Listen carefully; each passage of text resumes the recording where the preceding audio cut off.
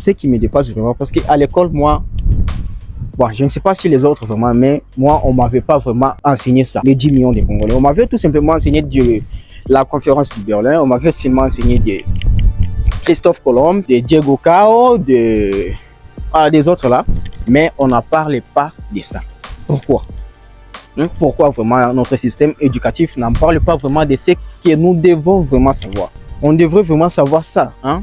Et tout le monde vraiment devrait en parler, parce qu'aujourd'hui, moi je n'ai pas vraiment été enseigné par les juifs que 6 millions de juifs ont été tués par Hitler. Non, non. Est-ce qu'on t'a déjà enseigné l'histoire des Zinganko? On t'a déjà enseigné l'histoire de Kimbamvita? On t'a déjà enseigné l'histoire de Sundiata Keita?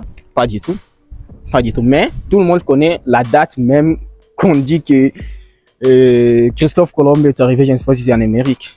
Diego Cao, tu vois, ici, la découverte de l'embouchure du fleuve Congo. Tout le monde connaît cette date-là. C'est ça qu'on nous enseigne.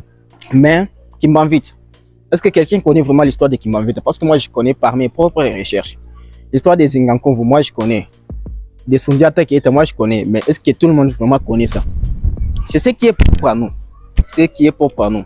C'est pourquoi j'aimerais vraiment demander à tout le monde, même au gouvernement, d'en parler de ça vraiment, parce que c'est très important. Et on ne peut pas vraiment oublier les 10 millions de personnes qui ont été tuées vraiment, parce que tout le monde doit connaître que Léopold II, le deuxième roi belge, a tué 10 millions de Congolais pendant 23 ans.